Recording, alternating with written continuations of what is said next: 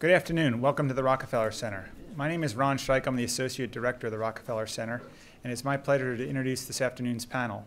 Today's panel is not only sponsored by the Rockefeller Center, but also by the League of Women Voters of the Upper Valley. It's a great topic, topic that hopefully we're all very interested in, and certainly one that would puzzle us for the most part. It certainly puzzles me. Not simply the Obama trade policy, but trade policy in general and the global economy as it stands today. One of the blogs and websites that I pay some attention to is one called Distressed Volatility. And I think it's a great phrase that captures the global economy, distressed volatility. Certainly the distress is obvious, but the volatility of various indicators that are out there that supposedly are there to help us figure out what's going on. Let's talk about two, one of which will definitely come up and perhaps the other will come up as well. The trade deficit numbers came out today. We saw an uptick in the trade deficit for the first time in 8 months. Now, should we be happy with that, sad with that, and what should we compare that to? Well, the trade deficit stands at $27 billion roughly. A year ago, it was a $60 billion deficit. So is that improvement? Is that moving in the right direction? What is it? Another index that's out there that I've grown used to looking at now is something called the Baltic Dry Index.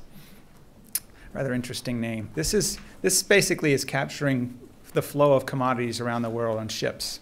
So should we be concerned, happy, enlightened by the fact that iron ore is being shipped from Australia to China in rather large quantities in recent days and weeks? The BDI has gone up threefold since December of this year. But does that tell us anything when, in fact, it's now at 2,200, and this time last year it was at 11,000 something? So, again, distress in the global economy, volatility in the global economy, and then how does trade policy fit into that? What role should the United States government be playing in that? Is the Chinese economic recovery plan, its stimulus package, equal, comparative, complementary to, at odds with what we're doing in the United States? And they're all working together, hopefully or not, in creating a global economy as it stands today. So we're lucky today to have two eminent scholars that have been working in this area for a long time, both in government and outside of government, and are now here at Dartmouth College in two different capacities, one in the economics department and one at the Tuck School of Business. I'll first introduce our first speaker, and that's Professor Doug Irwin. Professor Irwin is the Robert E. Maxwell Professor of Arts and Sciences in the Department of Economics here at Dartmouth College. He's the author of Free Trade Under Fire, the third edition that Princeton just published this year, The Genesis of GATT, Cambridge University Press from last year, and Against the Tide, an Intellectual History of Free Trade at Princeton, published in 1996. He's currently working on a history of U.S. trade policy, and I will put that on your radar screens of something to read down the road. The advantage that Professor Irwin has, unlike economists and political scientists, I'll lump myself into this category. He's actually a very accessible writer that you can actually understand and take something away from his narrative, and I think that's a great thing. In addition to serving as a professor here at Dartmouth College, he's currently serving as a research associate at the NBER, and has served on the staff of the President's Council of Economic Advisors and the Board of Governors of the Federal Trade Reserve System, or the Federal Reserve System, excuse me. Professor Slaughter, Matt Slaughter, is the Associate Dean of the MBA program down at the Tuck School. He's been on campus since 1994, having finished his PhD in economics at MIT and come to Dartmouth College. He first served in the Department of Economics here, and more recently has moved over into the Tuck School as the Associate Dean. He's also served in government, and as recently as 2007 was a member of the Council of Economic Advisors in the White House. He's a senior fellow in the Council of Foreign Relations, an academic advisor to McKinsey Global Institute, and a member of the Academic Advisory Board of the International Tax Policy Forum. So two gentlemen well positioned to offer up their insights onto the various aspects of the Obama administration's trade policy. Again, the subtitle, Old Wine in New Bottles. Is this something new and different, or is it some other kind of building on previous administrations' work in trade policy? A bunch of questions that come to mind. You know, what's the relevance of NAFTA in 2009? Should we review that? Should we look at all trade agreements and sort of start from square one? And this whole question of the trade deficit. So I think both Both professors will offer up their insights into this. And as I said, we'll start with Professor Doug IRWIN. Thank you.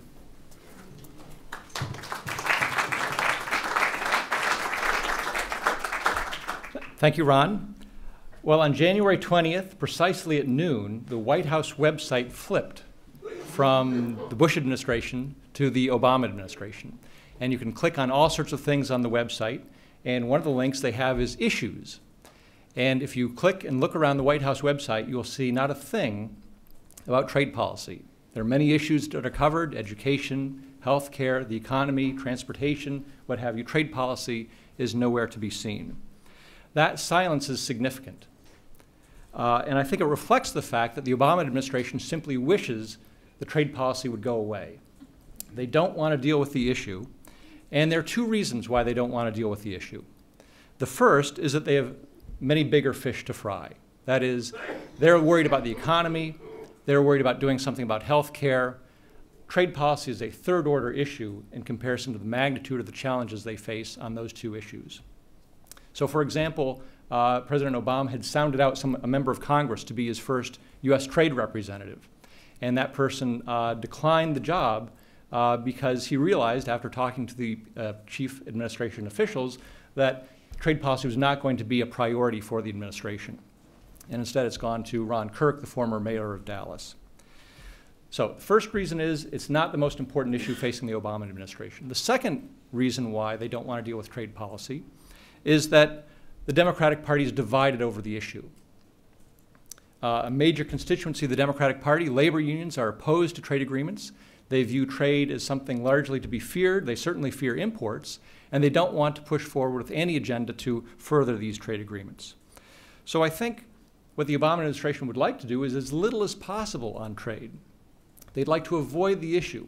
If they become entangled and embroiled in pushing new trade agreements or trade disputes, there are going to be political costs for the administration trying to get something through Congress.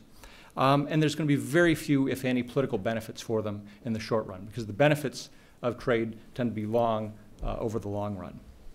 So the question is, with his party divided with many other issues to be dealt with, can the Obama administration ignore trade? Can they avoid the issue entirely? And to some extent, they can. That is, they don't simply have to push any initiatives. They don't have to push an agenda. They can just basically do nothing about it. On the other hand, however, there are going to be certain issues that demand the president's attention and will be unavoidable.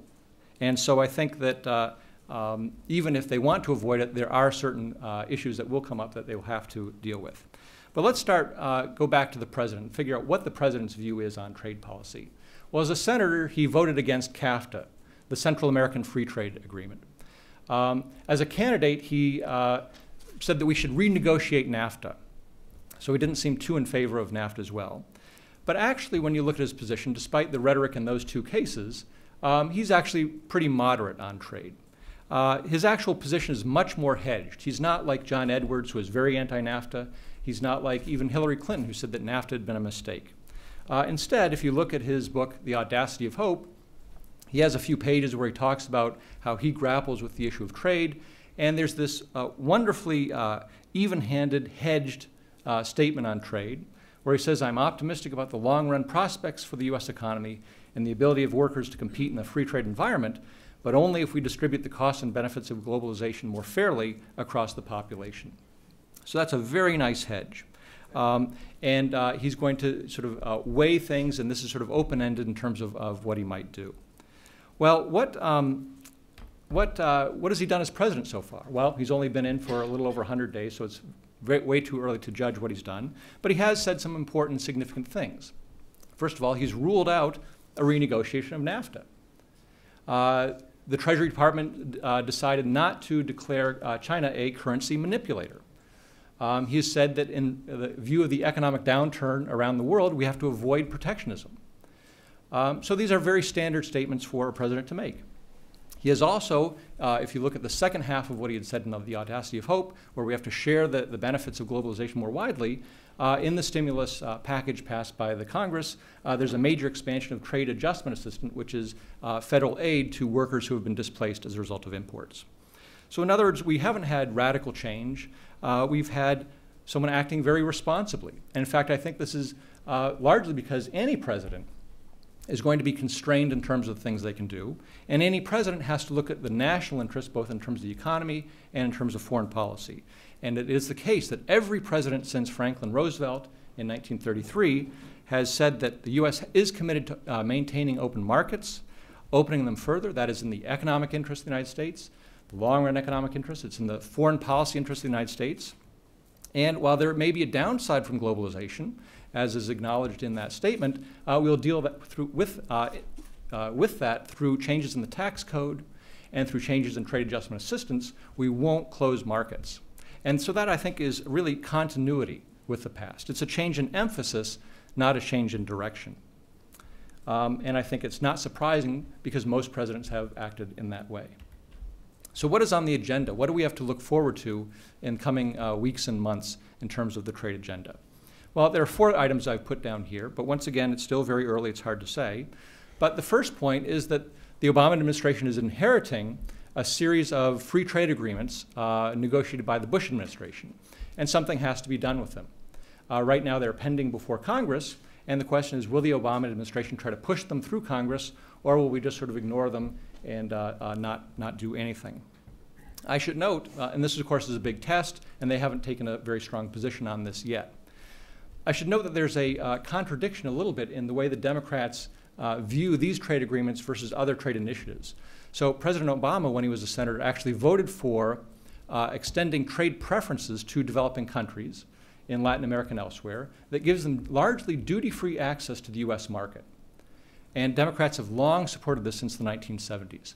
Colombia actually gets those preferences. We essentially have one-sided free trade with Colombia where their goods, 98% of them, come into the United States without paying a single tax, toll, or duty. Ironically, the free trade agreement would give us fair trade in the sense that it would require Colombia to reduce its barriers against U.S. exports.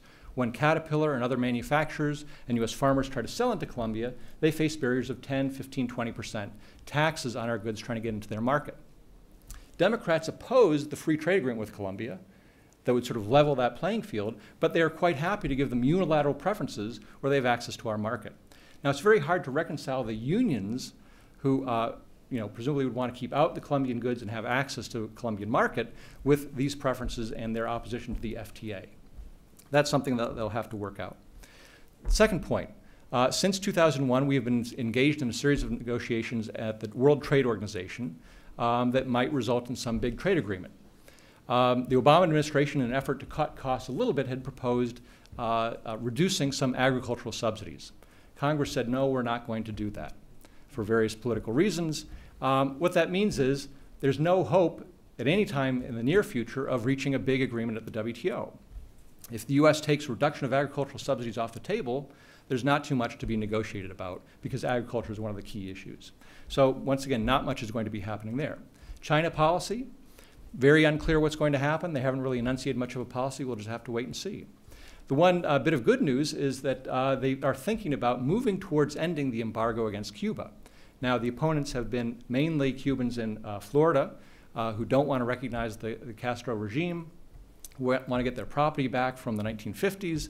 But this is a policy that doesn't make too much sense in my view, and I would welcome moving towards a normalized trade relationship with Cuba. But at any rate, I don't have much else to say because there's not much else to note about what the Obama administration is going to be doing about trade policy. As I said, I see continuity. I don't see radical change. I see modest changes at the end. But of course, I'm not here not just to say that's about it and sit down. I do want to take a note of a very important constraint on the Obama administration in terms of dealing with trade policy. And that is the fact that his own party is very skeptical about trade, very divided about trade. And I think that what that means is that moving forward, it's going to be very politically difficult, a very difficult balancing act in terms of how they're going to handle Congress in the future, in terms of any sort of trade issue, China, Latin America, or what have you. But I want to, in particular, talk about a point that many Democratic politicians make. Sherrod Brown, for example, a senator from Ohio, who's written a book called Myths of Free Trade, was on Charlie Rose the other night complaining about trade agreements in the past. He's not the typical Democrat, but he represents a very important faction in the Democratic Party that's anti-trade and doesn't want any more trade agreements. And there's a logic to what they say. And the logic is that last line right there. They say that it's our bad, failed trade policies have led directly to the trade deficits that we've experienced in the past 20, 30 years. And those trade deficits are responsible for destruction of good jobs here in the United States. And so you hear this constantly from members of Congress and others, Lou Dobbs and what have you, in terms of the way to think about trade policy. Failed trade policies lead to trade deficits, lead to destroyed jobs. And I would like to take issue with each stage of that chain of reasoning, with that logic. So first of all, bad trade policies leading to trade deficits. Well, here's a picture of the trade deficit as a share of GDP since 1980 or so. And what you can see is that it waxes and wanes. Sometimes it's large, sometimes it gets smaller, then it grows bigger, and it's turning around now. So there's some ups and downs with that trade deficit. What does U.S. trade policy have to do with this? Well, there have been a few trade agreements, the Uruguay round under the WTO, NAFTA, but these trade agreements are actually pretty minor in terms of the actual changes they bring about to U.S. trade policy. NAFTA, for example, the average tariff against Mexican goods prior to 1995 was about 3% on average. We phased out 3% tariffs over 10 years. That's not a big change. U.S. trade policy, to a first approximation, is largely constant over this period. Certain industries get different packages and what have you, but the broad picture, the fact that the U.S. is a very open market, hasn't changed. And yet we've seen large deficits to smaller deficits to large deficits to smaller deficits once again. So what's going on? If it's not trade policy that's changing over this time, what's going on?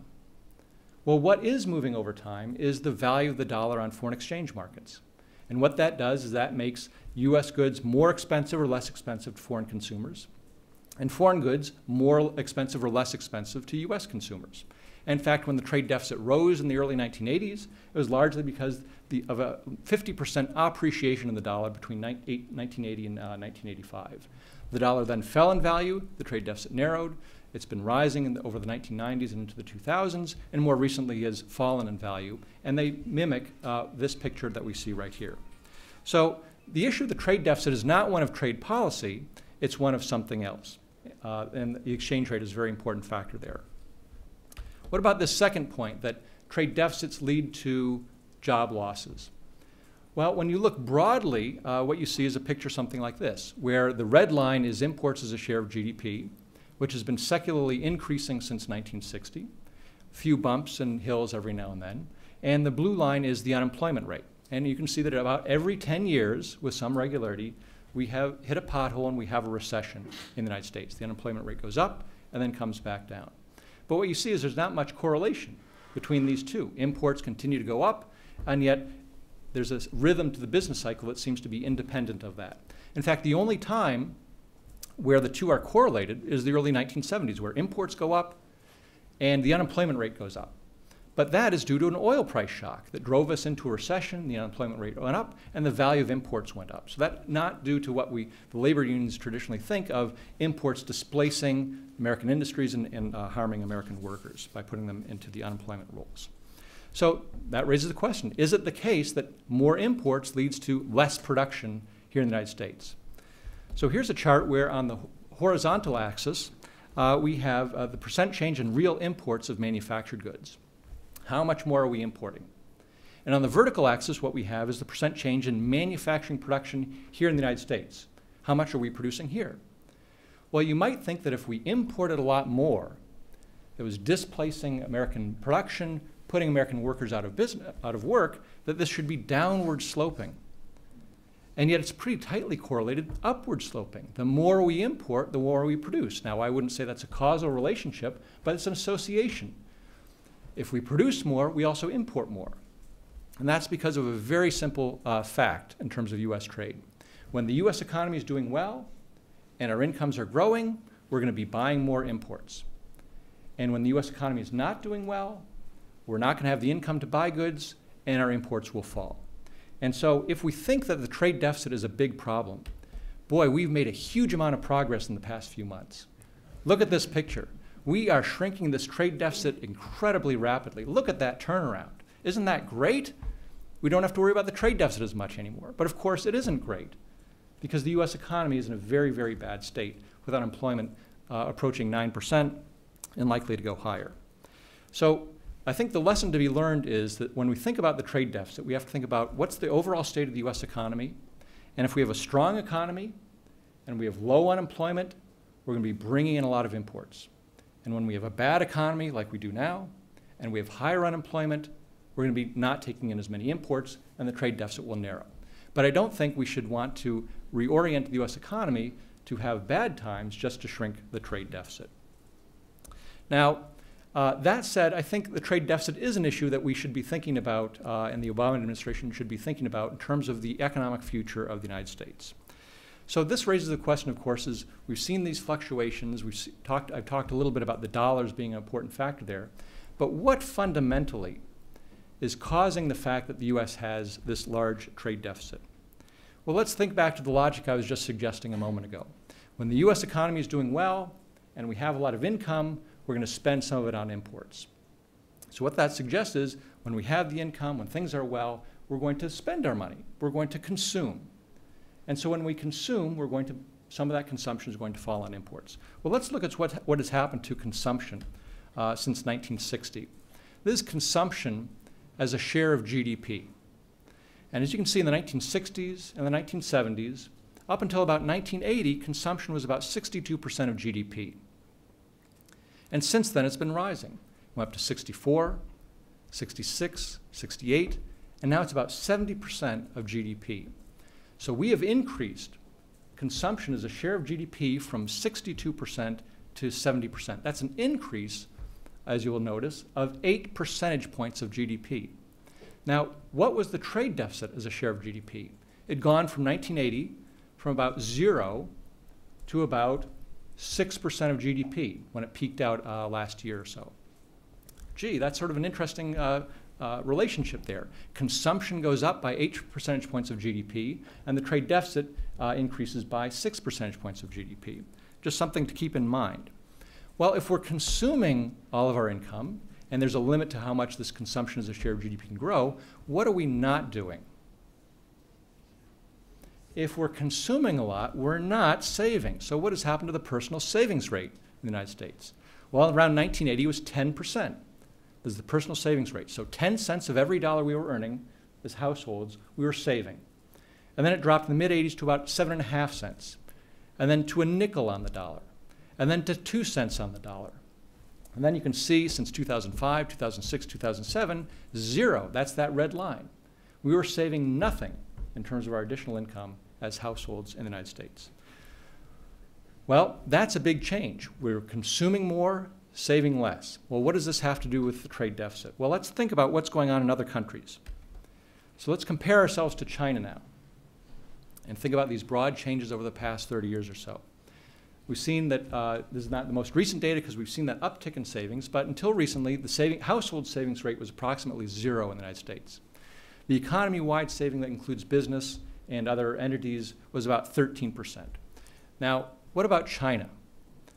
Remember, consumption is the flip side of savings. So let's think about China for a moment. I haven't put the figures up, but I think we all know what they're going to be. I think we all know what they're going to be. 30% at the household level, 50% economy-wide. That's astounding. And that's a major difference between the United States and China and many other countries in Asia and around the world. We are a high consumption, low savings country, and the rest of the world is a low consumption, high savings households and governments and businesses and what have you. So they are the mirror image of us. And this, in fact, has something very much to do with the trade deficits we've seen in recent years in the United States. So what do we take away from this? If we want to get rid of the trade deficit, as many commentators want to, there are two choices here. The rest of the world can become spenders and not save so much, and we can heckle them about that. Or we could maybe cut back our consumption, start to save a little bit, as now economic forces are making us do. But I think the lesson is that we're not going to get very far if we tell other countries how to run their business, how much they should save, how much they should invest, how much they should consume, being more like us. that's not a recipe for success. I think the lesson is that we, America, the United States, we have to get our house in order in terms of dealing with the economic problems that afflict us. It's not due to other countries. The solution lies here at home. Thank you.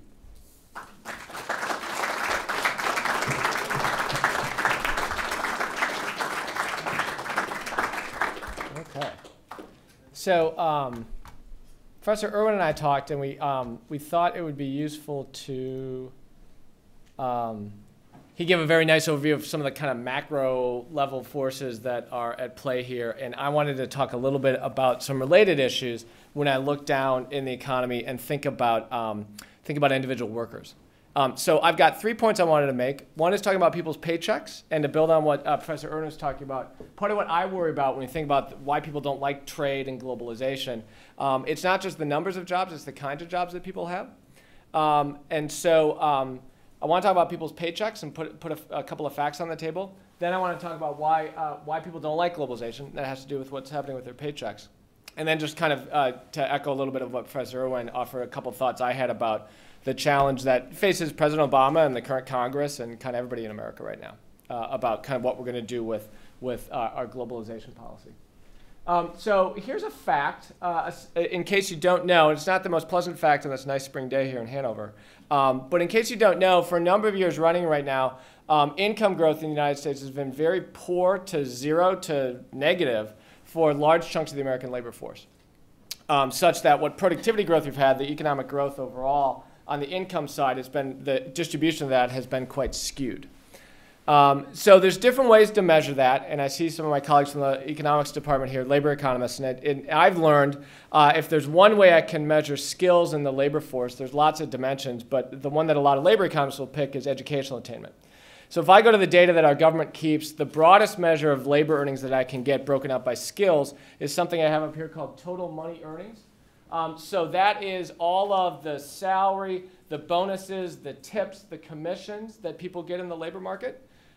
If you look at total compensation of labor in recent years, it's about 82% of total compensation paid to workers.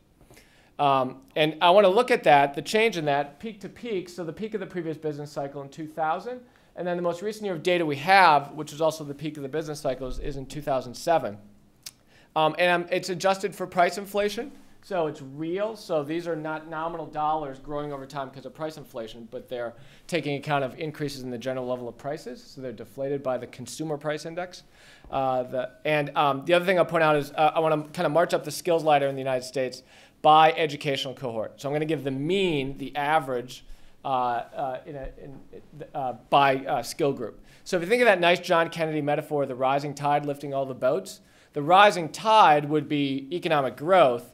And then the idea of lifting all the boats is if you looked at different workers in the U.S. economy, in some broad sense, lots of American workers would be enjoying growth in their incomes. Okay? But we haven't seen that for a number of years running. So let's start at the bottom of the skills distribution. Here's people with less than a high school degree. They were about 9% of workers in the U.S. labor force in 2000. The mean change in total money earnings for people in this educational cohort over that period was a decline of 3.2%. So there's a bunch of measurement issues here, right? And so this is, in particular, this is an average. It's not to say every single high school dropout saw an earnings decline of 3.2%. But if I take a mean across everybody who's in that educational group, that was the mean change over that 7-year period. Some people did really well who were high school dropouts. Some did just okay. Some did even worse than this. But the mean change was a decline of 3.2%. So here's a boat that wasn't rising in some, if we can stick with that metaphor. So keep going up the skills ladder. Here's high school graduates, about 29% of workers in the U.S. labor force. A mean earnings change of a decline of 0.2%. Here's folks with some college, with or without a 2-year associate degree. About 28% of workers, a mean earnings change of 3.5%. I'll note a couple of things at this point. One is, if you're keeping score at home, I've just crossed through the median worker in the U.S. labor force. So I've got half the U.S. Labor force, all of whom are in educational cohorts whose mean earnings for several years running have been falling, not rising. And also the median voter. So when we think about why people don't like globalization, one of the things I'm going to talk about in a minute is, yes, it's definitely a divisive issue within the Democratic Party. but it's also an increasingly divisive issue among Republicans, among folks like me who are independents. And so the data we're seeing here kind of speaks to that issue, I think. And the other thing I'll point out is this isn't a change for people in the bottom half of the income distribution in the United States, in the sense that on a lot of these types of measures, if I go back to data kind of the mid to late 1970s, people in the bottom half of the income distribution in the US, their earnings have been falling since that period. And during that generation, it was really the college graduates and above whose real and relative earnings were growing quite strongly. Right? And that feeds into some of the stuff Professor Irwin talked about declining household savings and aggregate economic performance in the US.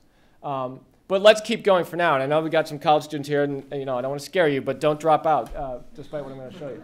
So here's college graduates, 22%, just those who have a 4-year degree, no advanced degree. So a bachelor's degree of some kind, 22% of workers in the US labor force, a mean earnings change of a decline of 4.5%. Okay? That's not to say that in levels, those of you who aspire to be college graduates, that you're not better off going to college relative to, say, a high school dropout. In levels, there's still a massive gap. But notice that there's been something going on in the US economy for a number of years running, where even those with a college degree, their average earnings are now falling, not rising. So keep going. Master's in non-professional master's degree. So master's in social work, master's in education, master's in public policy. 8.8% of workers in the US labor force. A mean earnings change since 2000 of a decline of 4.4%, right? So who's left, right? Well, folks like Professor Irwin and me who have the PhDs, not quite so great for us, though, as well. 1.5% of workers, a mean earnings change of a decline of 0.8%. So who's left now? So we can march down the street to the Tuck School, so the MBA students. What's left are the group of professional advanced degrees, the doctors and the lawyers and the MBAs. 1.8% of workers and a mean earnings change of an increase of 5.9%. Now again, this is one measure. It's total money earnings. We could get into a whole bunch of measurement conversations and talk for hours about this. If you look at similar data sets, so for example, if you look at IRS tax return data, as a set of economists have in recent time. You're looking at different units, so you're not looking at individual workers. You're looking at taxpayer units. That could be households, it could be individuals. You see a similar kind of skewness of income growth at the top end. And the other thing here is this particular data set is the data set that our monthly unemployment rate comes from. And the way the data are capped is they're top coded, meaning if they happen to call up, say, Warren Buffett and say, how much money did you earn last year? And he says, I don't know, let me look, let me get back to you. And there's a pause on the phone. He comes back and he says, I earned $1 gazillion last year. That doesn't show up in the data here as $1 gazillion. They check a box that in recent years was $250,000 and above. So there's a bunch of measurement issues for which this isn't precisely right, but it's about right. Okay? And I'm not saying this is good or bad or ugly, but it's a fact. And this doesn't have anything to do with our fiscal policy and our taxing and spending policies of the government. This is pre-tax earnings, okay? But if you look at different data, one of the implications of this is the skewness of income growth and the income distribution in the United States is now at levels, to the extent that we have data going back this far in time, that we haven't seen in a really, really long time, since the late 1920s in some of these measures. So again, one of the data series that I mentioned a moment ago, you can look far back in time is individual tax return filings to the IRS. So a set of economists have been looking at this in recent years, and they can look at the share of total personal income reported to Uncle Sam that's accounted for by different chunks of all the people that are filing their tax returns. And one measure of the skewness of income growth is to look at the top 1% of earners. So take the top 1% of tax filers in the United States. So in case you want to know, in 2006, which is the most recent year of data that's been released by the IRS, you had to report to the IRS an adjusted gross income of at least $382,600 to be in that top percentile, right? So then ask yourself, what fraction of all the income reported by Americans to Uncle Sam was accounted for by this top 1% of filers? In 1980, it was about 8.2%. You know what it was in 2006? A little higher, 23%. Right? Now, so the rising tide lifting all the boats, that hasn't exactly been working in recent years. I'm not saying this is good or bad. This is just an outcome of the dynamic US economy. Here's a quote from Alan Greenspan that he gave about a year or a little more ago on this feature. of the U.S. economy, and he says, you know, this is happening for reasons I'm not clear about. That kind of the productivity growth the United States economy has been realizing, which is great because that's the only way we get average increases in standard of living over sustainable periods. On the income side, hasn't been spread very widely. Where it's been going is largely to a small set of workers at the high end in terms of skills and compensation, and the other place it went in recent years was largely to corporations. So corporate profitability, and Professor IRWIN showed us the savings rate for the U.S. at 13%. A large amount of that's accounted for by the retained earnings of corporations. So corporations have done very well in recent years, and that's kind of what the market's been delivering. Now, what explains that from kind of an academic scholarship perspective, I don't really know. Some of that may have been cyclical. So we know that lots of companies, especially if you look at financial companies, they're not very profitable these days. And the earnings at the growth at the high end for individuals, for a lot of individuals, their earnings almost surely are going to be a lot lower in 2008, 2009. So some of this might have been cyclical, and that'll kind of change with the deep recession that we're in right now. Some of this might be structural, though, meaning it's kind of a new feature of the U.S. and world economy that might persist for quite a long time. I don't really know is the answer to this question of what explains this. And when I look to my labor economist colleagues, there's still a lot of research to be done to try to understand these recent trends in earnings in the United States. Folks in the academy have kind of documented these things as facts in different ways in the past 2 or 3 years. And now the researchers just kind of try to get to that interesting question of, well, what explains these facts? It's going to be a hard question to answer, I think. If you think about, some people think globalization is contributing to this, which is what I want to spend a few more minutes talking about. But that's kind of a hard question to answer. It's always been a hard question to understand the different economic forces that affect demand for labor in terms of international trade, foreign direct investment, immigration, technological change. And I'll suggest, if anything, it's getting harder to separate out those forces given advances in communications and information technology and the dynamic ways that business gets done. So if you talk to a US-based multinational, and not hypothetically, lots of them have been establishing new affiliates in places like India and China in recent years, and they're moving some portions of their operations to those countries. If I were to come along as an academic and I've got my clipboard out and I want to ask, well, is this innovation related to international trade or foreign direct investment or technological change? I'd probably tick all those boxes, because when you talk to the people involved, they say, well, we wouldn't have done this if we wouldn't have had the internet be created and the cable be laid around the world and they had the ability to transmit all these back office services through international trade thanks to technology, and we're trading these services and we're doing it through a new affiliate of our company. So it's kind of hard to think about how you'd even go about sensibly answering this question. It's always been hard in terms of the research that gets done, and if anything, I think that the difficulty is getting harder. So who cares? There's lots of ways you could try to answer that question as a citizen, as a parent, as an educator. Here's some reasons I think that some people care, and I have some concerns. One is, along with this, there's been a set of evidence in recent years that shows, if anything, the degree of mobility over time of workers in terms of where they fall in the earnings distribution and economic outcomes. At best, sort of mobility has been holding constant in the United States, and there's some suggestive evidence, if anything, it might be falling a bit relative to earlier decades. This is a really hard question to answer because you need data that spans literally decades or generations. But there seems to be, along with this rise in inequality, if anything, sort of a leveling of mobility in the U.S. Larry Summers, who's arguably the main economic advisor to the president right now, and who some think will be the chairman of the Federal Reserve a year from now, has said that the defining issue of our time is this issue of whether our economic and social and political system works for the middle class. And he's written and thought a lot about these issues of income inequality. And a lot of business people worry about it as well. So here's a quote from Bill Gates, where we're all busy. He's really busy, but he's spent a lot of time in recent years advocating for liberalization of U.S. immigration policy, because he has found, when he was helping run the Microsoft Corporation, it was increasingly difficult to find the talent in the United States for the skilled workers that he needs to run his company. And part of it has to do with what he regards as deep flaws in our educational system in this country, but part of it also has to do with the way in which we run a very restrictive immigration policy, especially at the high-skilled end in our country. So I think there's a lot of reasons to care.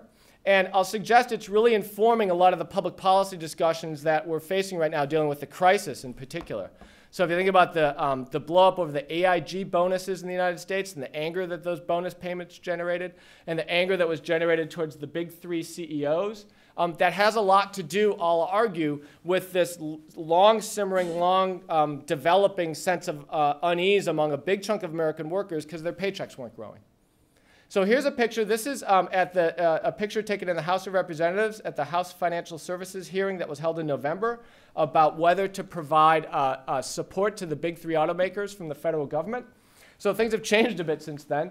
He's no longer the CEO of General Motors. That's Rick Wagoner, who was fired by our government. Here's Bob Nardelli. Bob Nardelli currently is the CEO of Chrysler, but he's already said, my days are numbered and I'll be stepping down once we come out of bankruptcy court. And this was before the hearing was held. I actually was one of the witnesses also testifying at this hearing. And it was like a 7-hour hearing, and it was fascinating, but it was also sobering in some ways. And one of the ways it was sobering was at some point through the hearing, here's the big three CEOs, and that's Alan Mulally, the one who's remaining at Ford.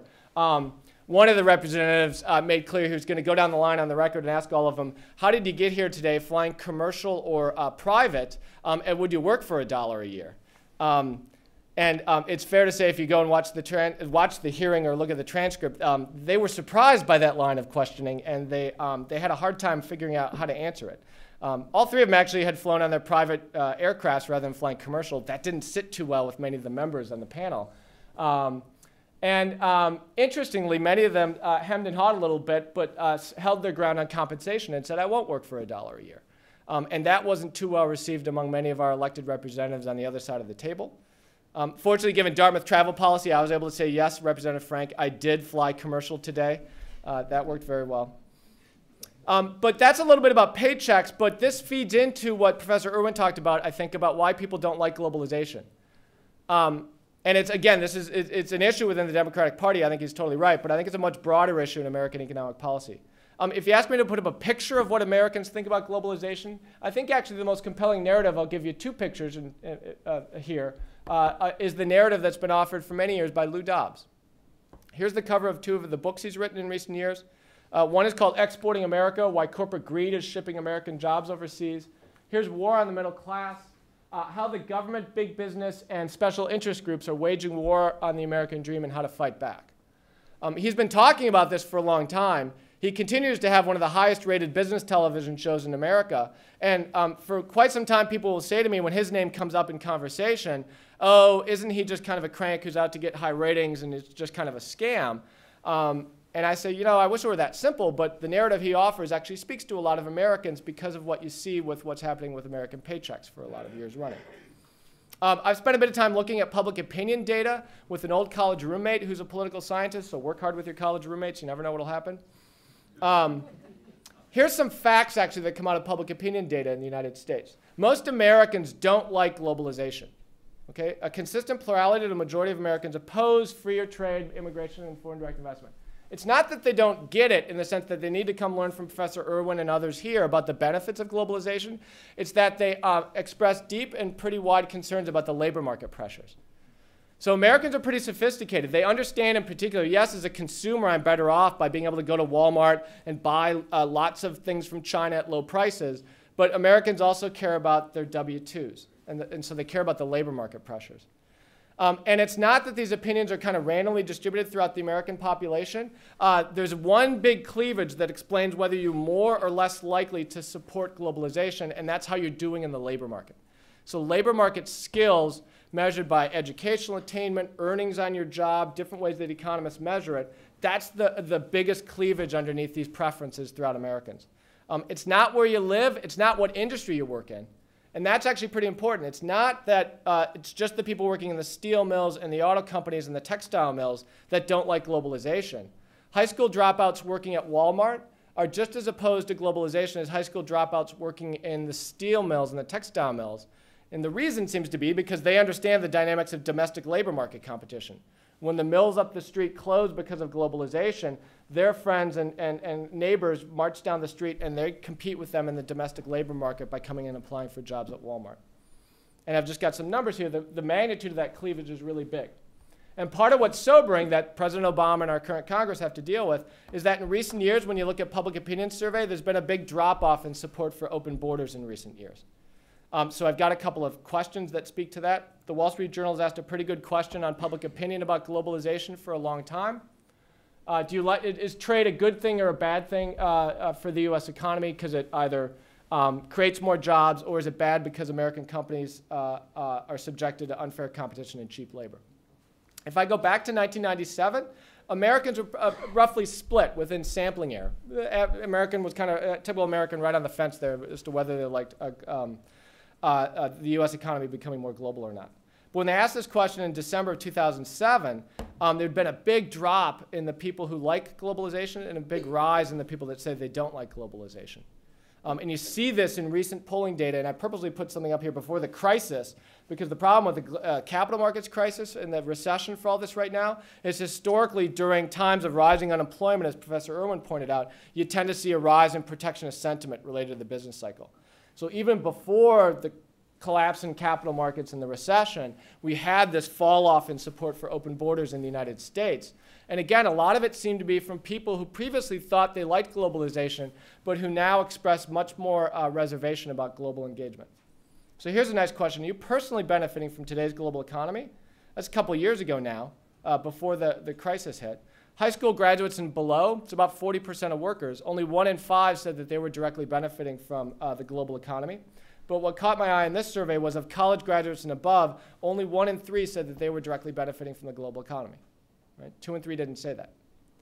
So there's been, in public opinion surveys in recent years, a clear kind of secular drop in support for open borders. And it's within Democrats, within Republicans, within independents, males, females, different parts of the country. It's been this pretty noticeable shift across a lot of the typical cleavages people look at. And I'll argue it has a lot to do with the income numbers we've seen in the U.S. But it's not just the United States. Many other countries are having to deal with this phenomenon right now. So on the cusp of the global crisis a couple of years ago, the Financial Times published a big study where they surveyed people in lots of countries around the world. And the headline in the FT that day was Globalization Backlash in Rich Nations. In the opening sentence of the big story, a popular backlash against globalization and the leaders of the world's largest companies is sweeping all rich countries. Large majorities of people want, and they had like 10 countries that they surveyed, want higher taxation for the rich and even pay caps for corporate executives to counter what they believe are unjustified rewards and the negative effects of globalization. And hardly anybody said that they liked the leaders of these companies. And between a third and half said that they had no admiration at all for corporate bosses. And again, this is what's nice about this, or sobering, depending on your perspective, is this is before the crisis hit and the recession and the AIG bonuses and the big 3 CEOs flying their G5s to Washington and all of that stuff, right? So as I see it, I mean, Professor Irwin said thus far, at least in the Obama administration, there hasn't been much of a shift in U.S. trade policy. I think that's right, but I'd characterize it as a continuation of a drift away from open borders.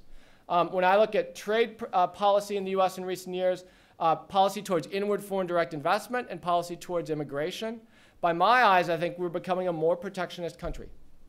That's been happening for a while, and at least as far as I can tell right now, for example, President Obama not aiming to get Trade Promotion Authority renewed, not keen to, it seems, to pass the Colombia and South Korea free trade agreements.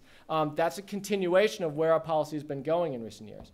And we saw a lot more conversation of this on the presidential campaign trail last year, and those conversations, per Sherrod Brown being on the Charlie Rose show, are just continuing in U.S. economic policy today. And again, this policy drift, it's not just a U.S. phenomenon.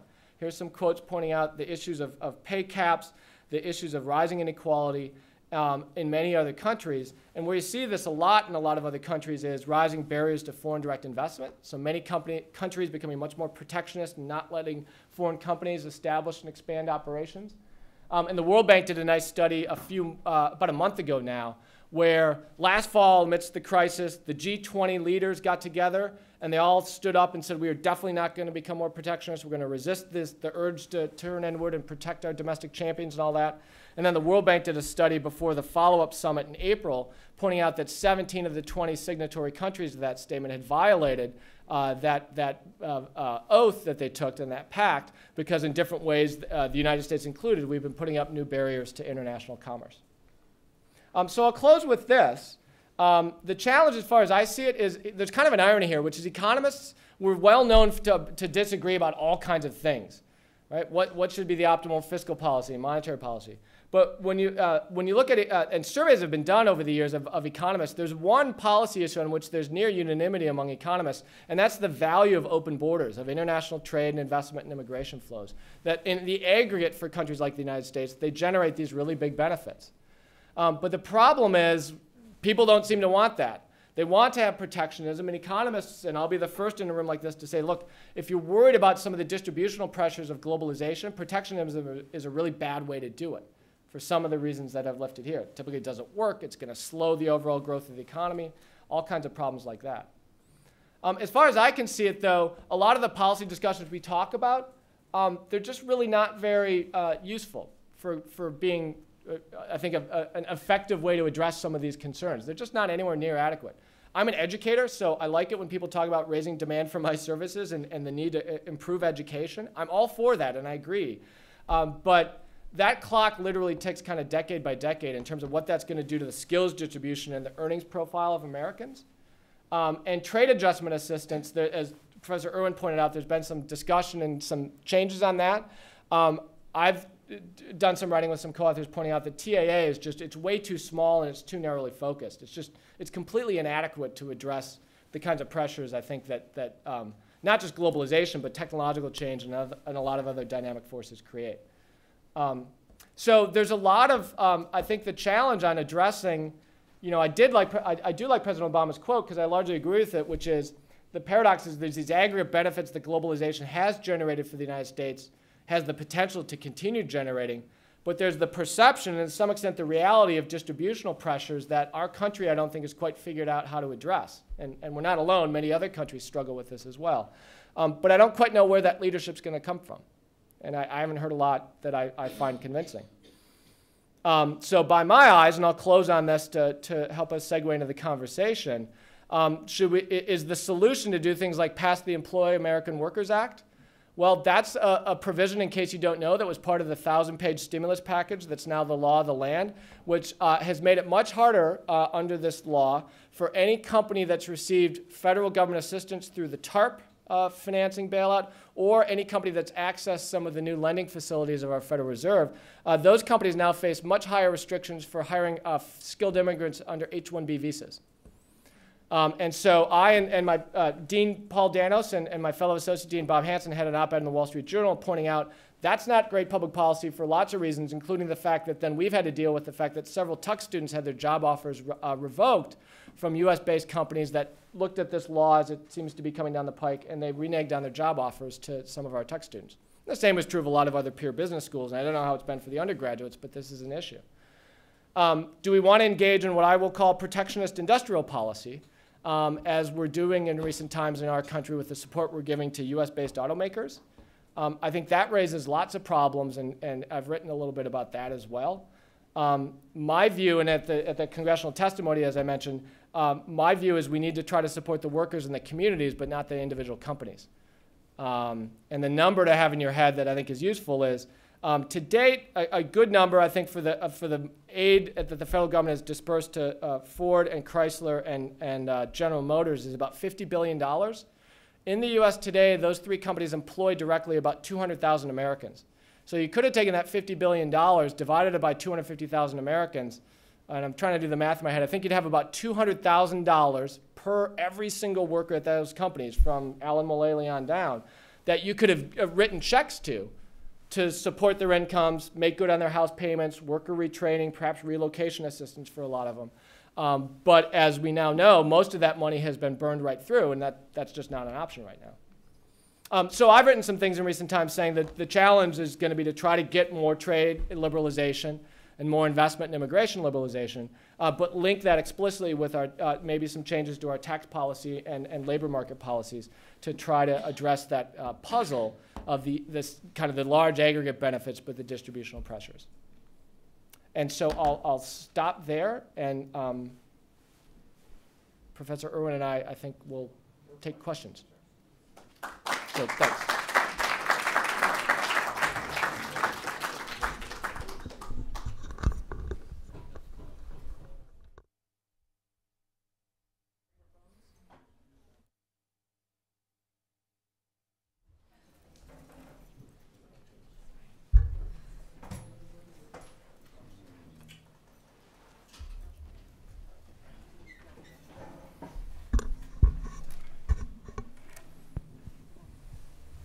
Perhaps I misunderstood your implications, but as I looked at the charts and your comments, I gathered that you were suggesting that part of the problem in the growth of inequality in incomes is due to globalization.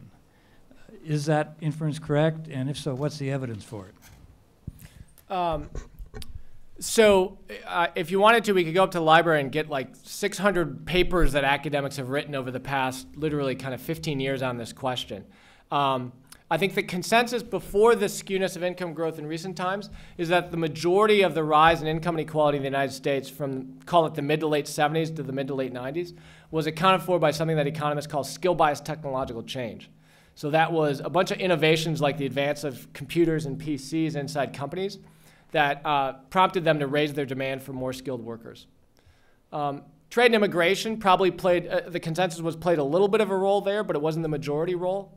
We don't really know about this more recent period in terms of what's the relative contribution of technology innovation, trade, immigration. My prior would be it'd be a bit like the past, where there's been ongoing technology innovations in the past decade that probably have played a very large role. The last thing I'll say is, but from a policy perspective, I don't really care what the answer is. If you gave me a magic wand and allowed me to try to think about what I think is good public policy. And that's an example of that. I think the idea of being able to go around and identify certain job dislocations as being trade-related and having those workers receive trade adjustment assistance never was a good idea when TAA got created in the 1960s. It's nearly a fool's errand today, I think, and I'd rather have labor market adjustments just be much more broadly designed. I don't know, Doug, if you want to add anything.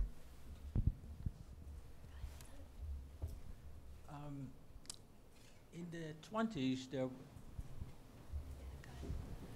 the 20s, there was a big rise in the income of the top 1%. And the same rise has taken place this time.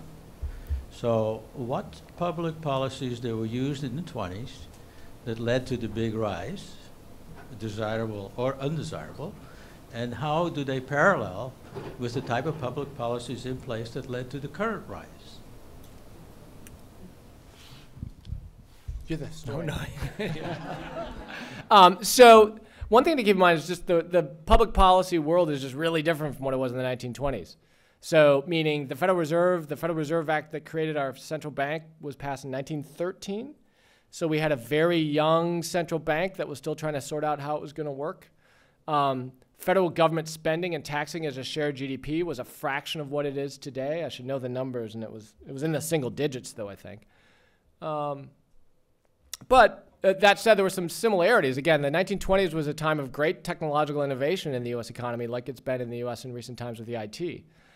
Information technology revolution back then had a lot to do with automobiles, railroads. Those were kind of the very exotic, leading frontier, new technology companies. Now, the world then, unfortunately, from a set of shocks and policy errors, fell into the Great Depression. Hopefully we're not going to have that now, though it's a very painful recession we're in right now. In terms of the economic magnitudes of fall of activity, we're nowhere near in the neighborhood of the drops that we're seeing, at least in the United States, during the Great Depression.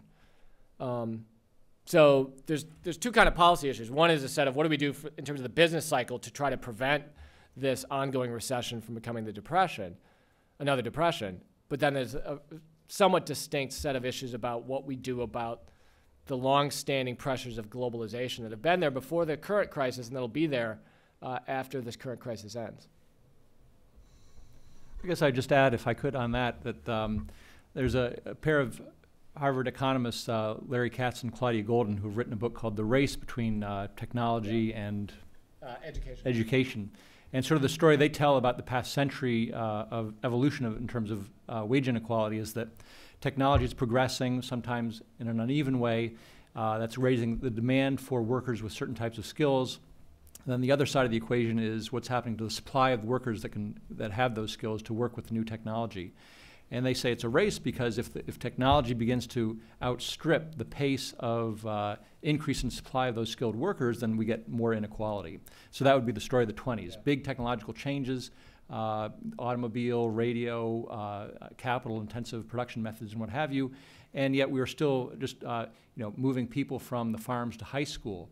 And then during World War II and the post-war period, we had slightly slower change in pace of technological change, but and a great expansion of higher education and the GI Bill and what have you. And then more recent decades, technology has once again begun to kick off, and yet we've actually failed to increase the share of the labor force that has higher education that can possibly deal with these challenging new technologies. So that's the story they tell, and it's about the best story that I know that's out there. I guess, in the final analysis, we can't do much about technology. We certainly don't want to restrain it. So then it becomes a public policy issue about how do we train the workforce for the future. And our educational system is woefully inadequate to that.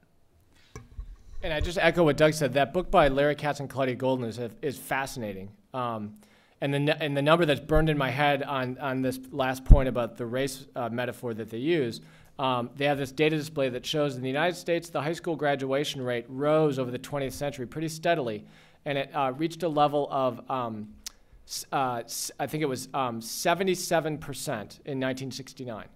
And then the last year of data that they have in that book was 2005, and in 2005 the US high school graduation rate was 74.9%.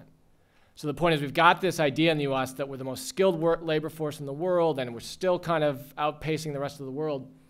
That hasn't been happening on a lot of the basic measures for about 30 to 40 years. We've basically plateaued, and many other countries in the world are catching up to us, and depending on the measures used, some of them have exceeded the skills attainment of the United States. Now, like I said, and I agree, I think Doug and I would agree, that's a real big public policy challenge, but I'll point out that takes a long time to undo. That's a much longer time horizon than addressing today's political pressures of why people don't like trade.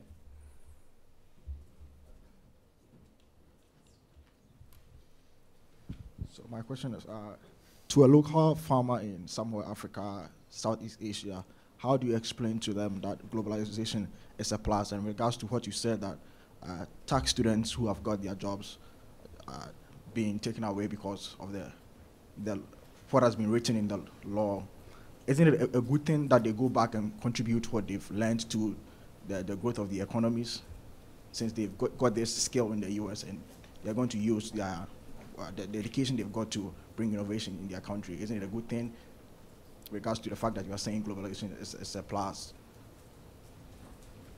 That's a good question, please. Sure. So the question, and this, like the others, is a great question. What I interpret it as a question of if you think about agricultural farmers in Africa and more generally workers outside the United States around the world, two things. One is, how do you explain to them the benefits of globalization? And a second piece of the question I heard was, is it a bad thing if they go back to their back home, if they've been in the United States or other advanced countries, to work and to bring their skills and talents? I'll offer a quick answer to both. On the first question, in terms of explaining the benefits of globalization, look, globalization it's not magic. It doesn't cure cancer and things like that. But there's now a wealth of evidence over from academic research and policy research in the private sector that on average, globalization is a great spur to raising average standards of living around the world. It's been true for the United States. It's been true for lots of other countries. And especially if you look at very poor countries like China and India, the astonishing economic growth that they've realized in recent decades have almost everything to do with introducing more market forces into those countries, and in particular the forces of international trade and investment.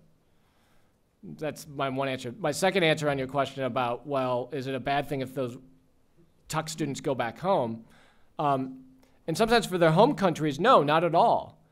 I'm a U.S. citizen, so what I worry about is who's going to create the good jobs at good wages in my country? As a voter, that's something I'd like to have. And when I look at a lot of these finance companies that are struggling, our government's making it much harder for them to find the talent that can help them figure out how to fix the problems they created and how to grow business going forward. It creates hardship for these students right now because many of them have aspired to come to the United States and study precisely because they wanted to cycle into the American labor market. I have no doubt that it's not a commercial for Tuck, many of these talented Tuck students, they will land on their feet. Whether they land on their feet contributing to the economic vibrancy and tax base of my home country or other countries, our public policy is pretty clear where we're pushing them at this point.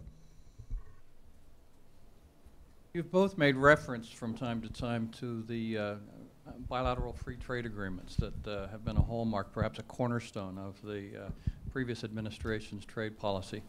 Net, what's the level of benefit to the American economy, to the world economy, and would you recommend the continuation of those, the pursuit of those bilateral agreements to the Obama administration?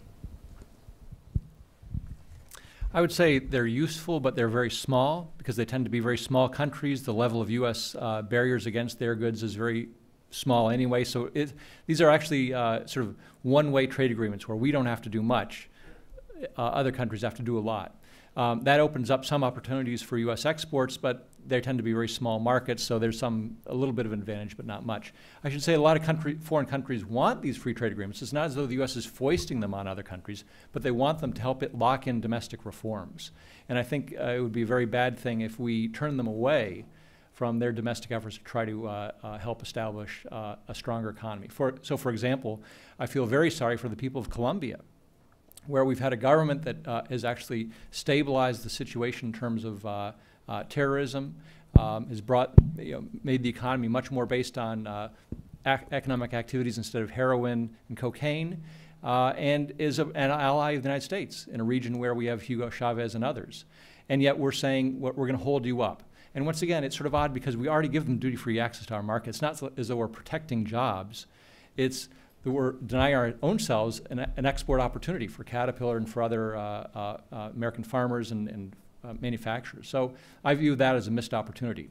At the same time, I think because the economic stakes are pretty small, I think one problem the Bush administration ran into is that Congress is a very trade skeptical organization and entity, and the more and more you tried to push these down their throats, the more difficult it became. And so I think that's why I think the WTO is sort of a better forum if you have the choice, because you get a bigger trade agreement that's much easier for Congress to digest than constantly going back to the well and saying we need more votes for some very small country. So I think we are due for a pause in these trade agreements, regardless of who had been elected in the most recent election. Congress was a little bit tired of it. We'd sort of run out of these smaller countries, and I think there's time for rethink. I agree with everything Professor Irwin said on that.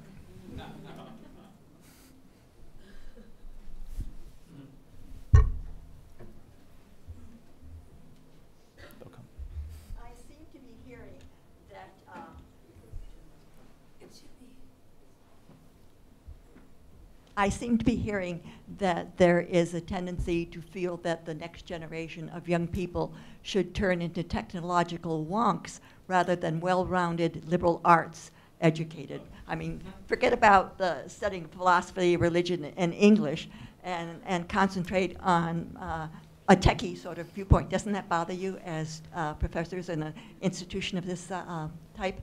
Well, I'll just say that he's from the Tuck School and I'm from the Liberal Arts College. Clearly need more business education. I would say, no, that's a great question. I'm always, so I answer that with an anecdote.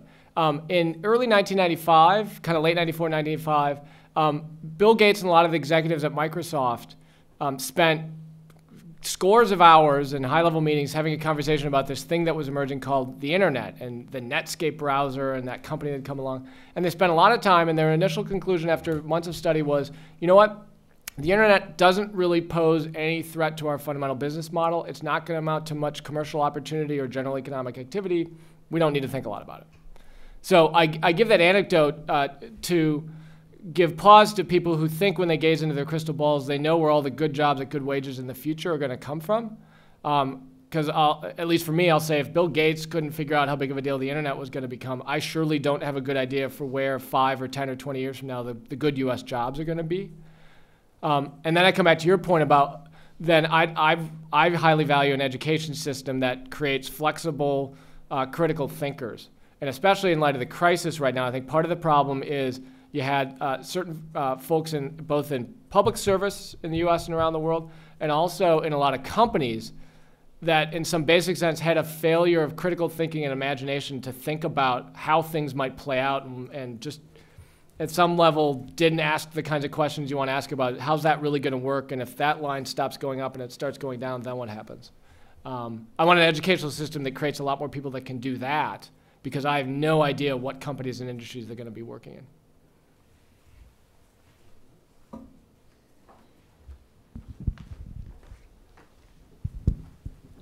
So we've heard from Professor Irwin about that we shouldn't really expect any huge changes in trade policy, and you concluded by saying that we need to try to address these income inequalities with respect to change policy. So I guess what I'm wondering is, in the absence of any major change in trade policy, are Obama's efforts to reduce income inequality through letting Bush's tax cuts expire and increasing taxes on the upper class, is he on the right track there, or not?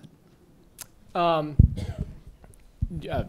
I'd say he's on a righter track in the sense that trade policy is a very blunt, ineffective instrument to try to bring about changes in the income distribution or what have you. So that's not the tool you'd want to use to achieve that. So he's trying to achieve it through educational reforms that we'll have to see what they are, but more immediately through changes in the tax code and changes in trade adjustment assistance and things of that sort. So we'll see whether it works, but it's certainly a better approach than trying to get tough on China and think that's going to solve all our problems. So I'd agree with that. And the one thing I'd add, especially when you think about the business cycle challenges, the recession, the crisis, Professor Irwin pointed out rightly, I agreed with his analysis of the high level of consumption in the United States in recent years and the problems that have been created by households that think in the aggregate they don't need to save anything. People have been saying for a long time that's probably not sustainable. And part of the dynamic that's playing out now is the global economy is saying to the American consumer that's not sustainable. So that means then from a business cycle perspective, if consumption demand isn't going to grow very much because of the increased pressures on households to save, there's a couple of things. One is you need to try to find other sustainable sources of aggregate demand. And those of you who remember you've taken ECI 22 here know that that means it's the sustainable private sector pieces are investment demand by companies and export demand, selling stuff to the rest of the world. Together, those things account for about 24–25% of U.S. GDP last year, export demand and capital investment by companies. And the other piece is the business cycle pressure from households saving more and all else equal consuming less. That pressure is alleviated to the extent that you can actually grow incomes for households, right? To the extent that you get income growth, you can actually do some more saving and not have to cut into consumption as much. Both those things suggest you'd probably want to think about policies that would support greater capital investment by American companies and more exports to the rest of the world. And I haven't heard a lot of conversation from Washington about trying to further export demand and capital investment by companies.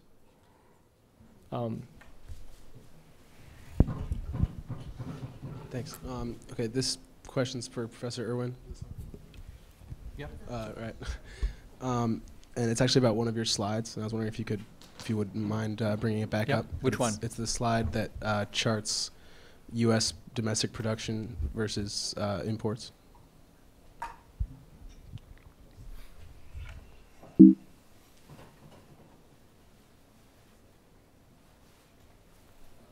That one? Yeah. Okay, great.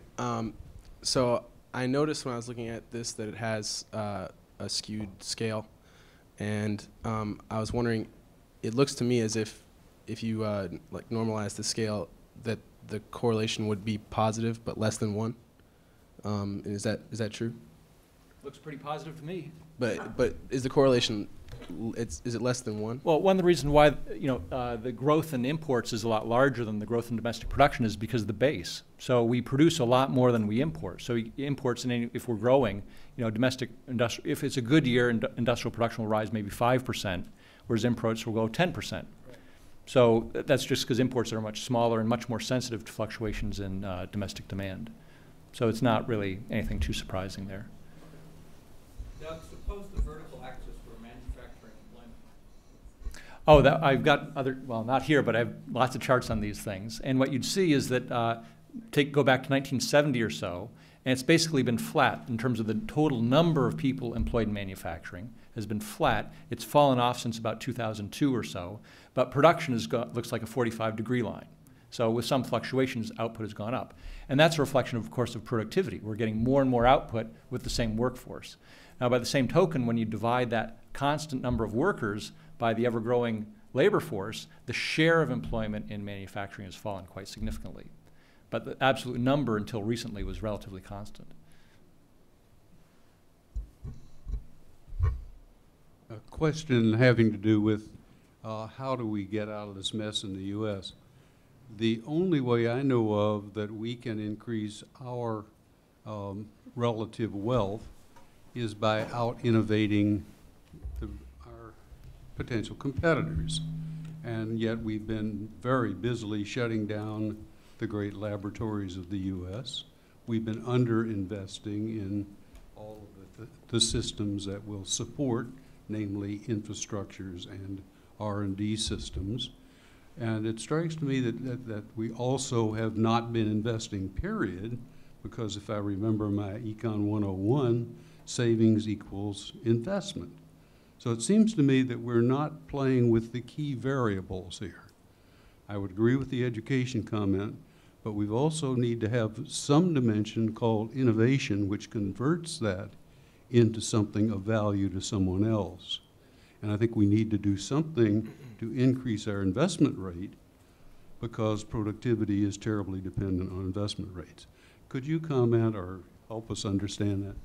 Well, I just say that's sort of the flip side of that's part of this idea that I had about getting our house in order, that with consumption up at 70% of GDP, we're squeezing out investment because we're spending it on current stuff rather than thinking about the future. Of course, the big question is, how do we increase investment and how do we know those investments will pay off? That's a much broader, more difficult question, particularly with regard to public policy. Do we want to throw more money at universities or do we want to throw them at the K-1 through 12? Or where do we want to spend the money and where is the greatest payoff? I don't happen to know that, but those are the sorts of issues that will have to be addressed if we want to bring about some of these changes. I just add a couple things. One is, it's well known that the social returns of R&D and knowledge discovery efforts far exceed the private returns. So it's a great thing for the federal government to be funding because private firms aren't going to do as much as they should.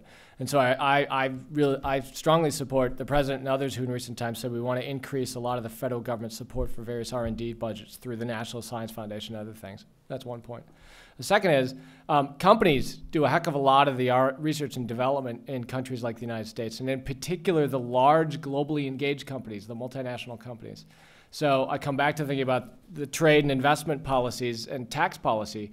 I really want to think about a set of policies that's going to try to incent the great globally engaged companies, the Microsofts and IBMs and Apples, to be continuing to locate those creative, innovative jobs in the United States rather than in other countries. And I'm not trying to set it up as us versus them, but there's a lot of synergies between activity done abroad by these companies and their U.S. activities. So I want them to be more globally engaged, not less. And the third thing I'd just say, and it comes back a little bit to the previous question, some of these things require more tax revenue. So not all tax cuts pay for themselves, but on the other hand, I'll point out to all of us as voters the idea that just the top 2% of Americans or a set of globally engaged companies can pay for all this, we're kidding ourselves. The president's administration announced yesterday their current forecast for the fiscal 09 deficit is now in excess of $1.8 trillion. So where do you find economic activity of $1.8 trillion to pay for all that? I'm not saying we should be running a balanced budget right now, but the magnitudes involved we all just need to be clear about kind of the limits of identifying small chunks of the economy and thinking that they can pay for all of that. So as an example, as I think some of you may know in this room, the payroll tax in the United States is a regressive tax because it's a flat rate on a capped base. And last year, if you earned a little north of $100,000, your wage and salary income above $100,000, you paid no payroll tax on that. And the payroll tax rate is 15.3%. So I've done some work in some of the stuff I've talked about saying that's potentially a source of revenue where if you're concerned about some of these distributional issues, that's a tax you could start to make more progressive to address some of these concerns. But let's all be clear. In recent years, the total value of all labor income in the US that was exempt from the payroll tax was only a little north of $1 trillion. I mean, so imagine a punitive tax rate of 100% on all the wage and salary income above $100,000 in the US economy. That would cover about half of the fiscal deficit this year. So I just want us to be clear, the magnitudes involved are sobering, I think is one way to put it. And as an educator, I want us to just be sure we're all being aware of kind of the realities that we face. How do we fund it, you mean? How do you encourage it in your economic system? I think the economists have generally tended to kind of say innovation will happen. Right. What we need to do is think about how do we actively stimulate innovation, which is the first introduction of a new idea into a social system. Absolutely. So I'd say two things. For the federal government, for the checks they write to support innovation, they should be writing more checks and bigger checks. I mean, I know I just said we got to find the money for this. I acknowledge that. But again, it comes back to the classic economics of the social returns of R&D and innovation activity far exceed the private returns. But the second thing is, again, for the IBMs and the Apples and the General Motorses, which historically have been great innovators in our economy, the more we let them be globally engaged, the more incentive they're going to have to innovate. These companies understand their major growth prospects and the major drivers of innovation is their ability to sell their goods and services outside of the United States. That's just a given. So if we don't let them have more trade investment abroad and bring in more skilled workers and undertake M&A around the world, they will do less innovation, not more of it.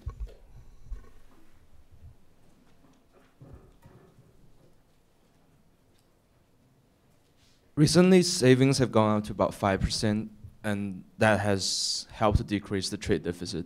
So I'm just wondering how sustainable is that increase in savings? Because I see, like right now, the increase in savings is not because many Americans want to save, but because they have to save, since their 401ks have been wiped out.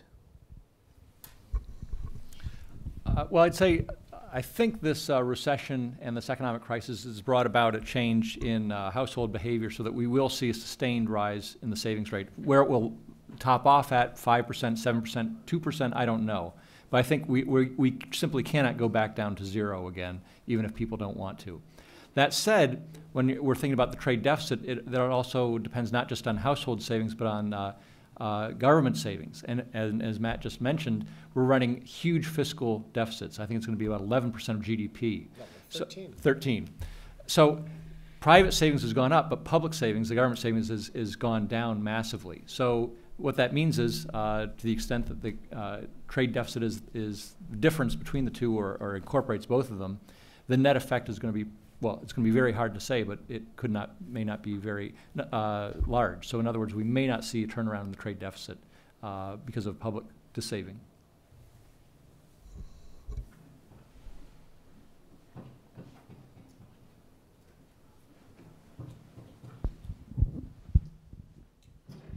I'm Josette Mallet with the League of Women Voters, and I want to take this opportunity to thank the Rockefeller Center first for this opportunity to co-sponsor the seminar.